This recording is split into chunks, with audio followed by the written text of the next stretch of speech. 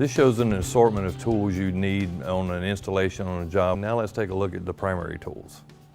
One of the items you're going to need is a level to ensure that your wall bracket is hanging level on the wall for the wall mount units. And you're also going to need a good flaring block. You're also going to need a flaring size gauge. You'll need a good tubing cutter and a good deburring tool. You're also going to need a vacuum pump. You'll also need a good digital refrigerant scale. Next, you'll need a good set of torque wrenches.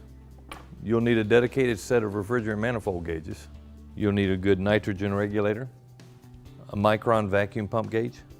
You'll need a bottle of nitrogen and R410A refrigerant.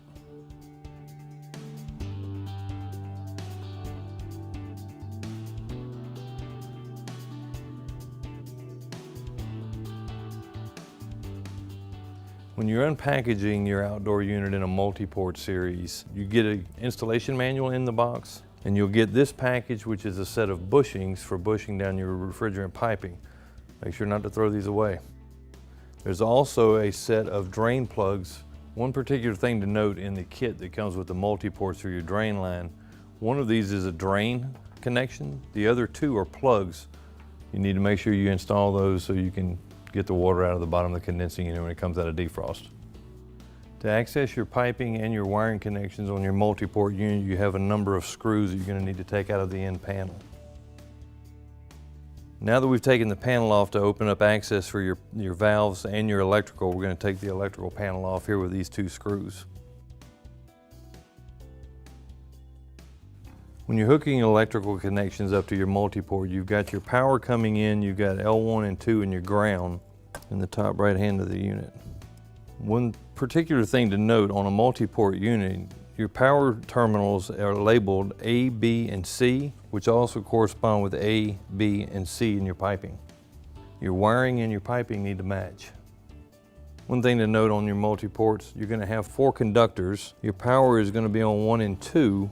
3 is your communication line and 4 is your ground. You need to ensure that you don't have any breaks in your number 3 communication wire in your ground, or you will get some error codes, communication errors. The next phase of your installation process is preparing your piping. You'll need to measure the distance between your outdoor unit and your indoor unit, and you'll have to insulate both pieces of copper. Make sure you keep the cap on your refrigerant lines. You don't want talc powder or pieces of insulation getting into your system. One of the critical things to think about after you cut your tubing is making sure you deburr the copper properly, so you'll have a good fit on the flare, and make sure you don't have any pieces in the copper piping. One of the things always to remember before you start your flaring is to put the flare nut on the copper. Once you get your piping into your flaring block, you're going to use your flare size gauge to set the depth of the copper in the flaring block. So now you're going to create your flare with an approved offset flaring block with a clutch, so you won't over tighten the flare, but it's recommended you tighten and untighten it twice to make sure you have a good smooth flare. Once you have your flare created, you want to make sure you have the right size flare for the R410A. So you want to make sure it's not going completely through your flare size gauge, as if it's a proper flare, it's going to stop halfway through the gauge. Before proceeding, you want to take a little bit of oil and put it on the back side of the flare and a little on the face of the flare to ensure a good seat. You want to take care not to get any inside of your piping. So when it's time to connect your piping to your multi-port unit, make sure you've got a good straight fit on your pipe and tighten up your flare nut. Daikin recommends a certain torque setting when tightening up your flare nuts. We recommend always using a backup wrench to hold it so you're not tightening on the valves. If you're purchasing the adjustable torque wrenches from Daikin, we'll give you a chart that tells you the foot-pounds per torque based on the copper size that you need for your equipment. With this one, you'll back the nut and the handle off. You'll be able to adjust the handle to the foot-pounds you need, and then tighten the nut back up, and you'll be good to go. One thing to note, if you're not using all of the ports on your multi-port, leave the copper insert in the flare nut.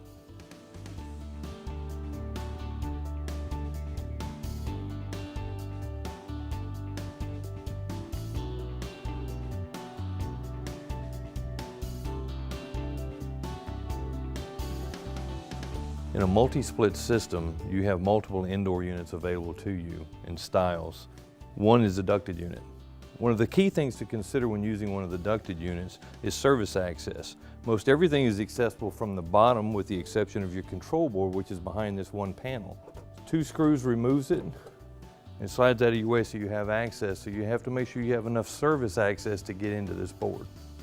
On your ducted unit, it comes with the return standard in the back, but it is configurable that you can remove the plate on the bottom and switch it to the back of the unit and make it a bottom return, and your filter will automatically fit on the bottom of the unit as well.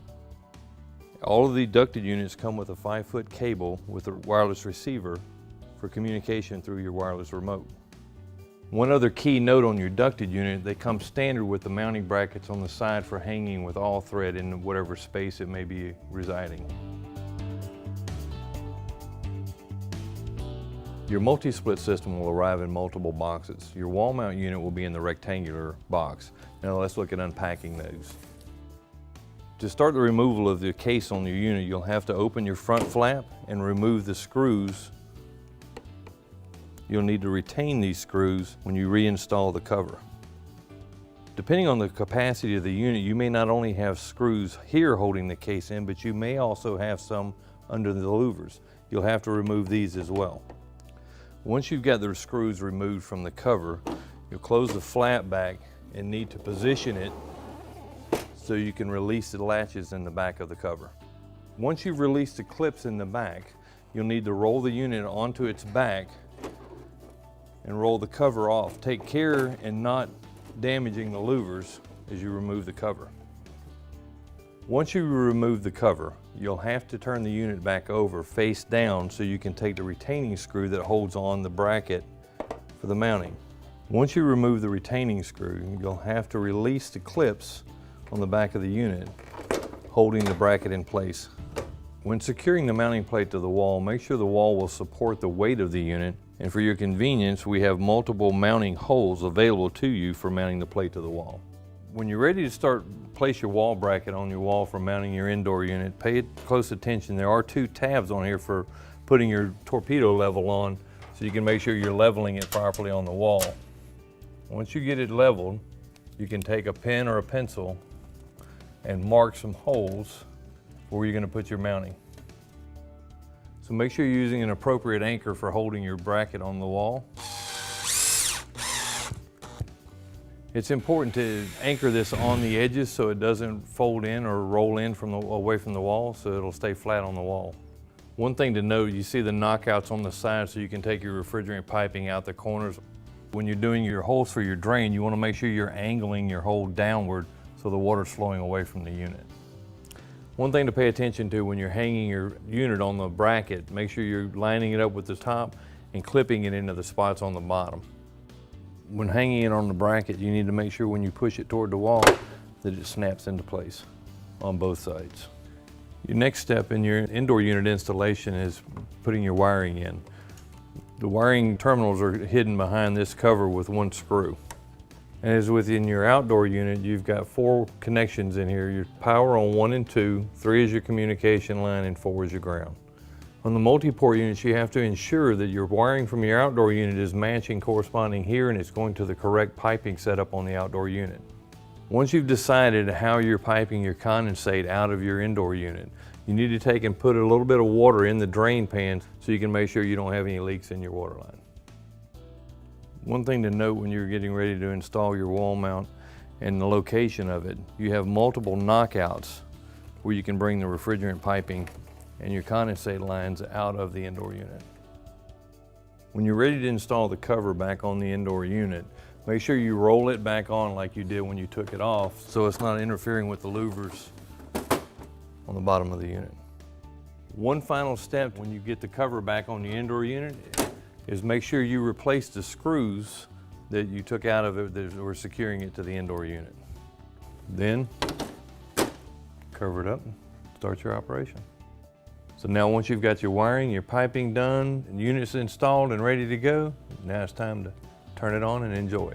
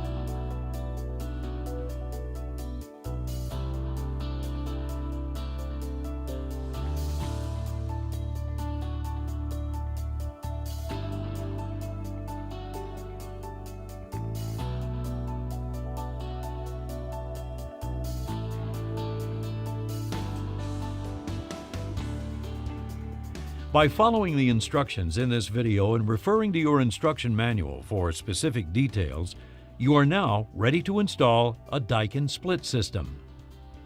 If you would like to learn more about Daikin single and multi-split systems, gain a better understanding of how to install, commission, service, and troubleshoot Daikin equipment, please visit us at www.daikinuniversity.com